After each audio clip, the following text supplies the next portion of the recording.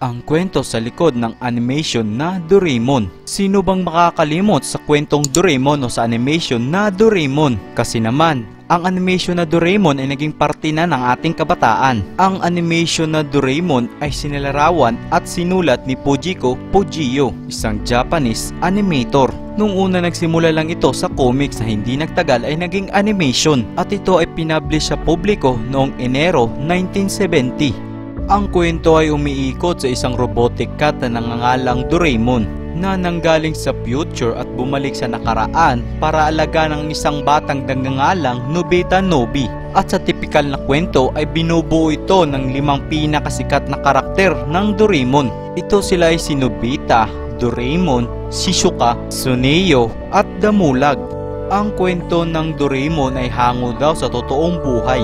Naging usap-usapan na ang karakter daw na si Nobita ay hango sa totoong buhay. Ang Nobita daw sa totoong buhay ay nakakaranas ng schizophrenia. Ang taong nakakaranas nito ay merong palaging nakikitang hallucination. Sa madaling salita, ang Nobita sa totoong buhay ay merong mental health.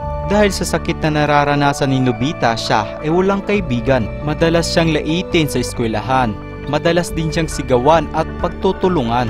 Dumating ang ika-13 taon ni Nobita at doon kanyang nakilala si Doraemon. Dahil sa kalagayan at sa sakit ni Nobita, siya ay nakabuo ng hallucination kung saan nabuo niya si Doraemon sa kanyang utak at ito ay nagsisilbi niyang imaginary friend.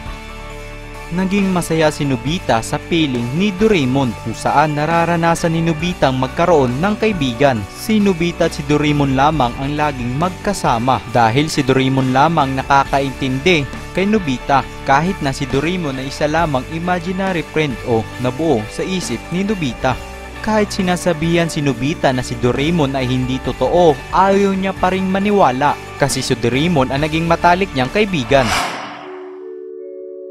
Hanggang sumapit sa ika-10 kaarawan ni Nobita na napagdesisyonan ng kanyang pamilya na dalhin si Nobita sa isang mental hospital para ipatingin at gamutin. Sabi ng doktor sa papa ni Nobita, malala na daw yung sakit ni Nobita at agarang gamutin.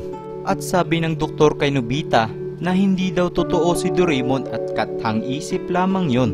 Sa mga narinig ni Nobita, siya ay nalungkot.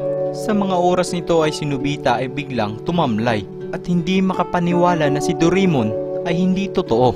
Umuwi si Nobita at ang kanyang ama sa kanilang bahay para magpahinga.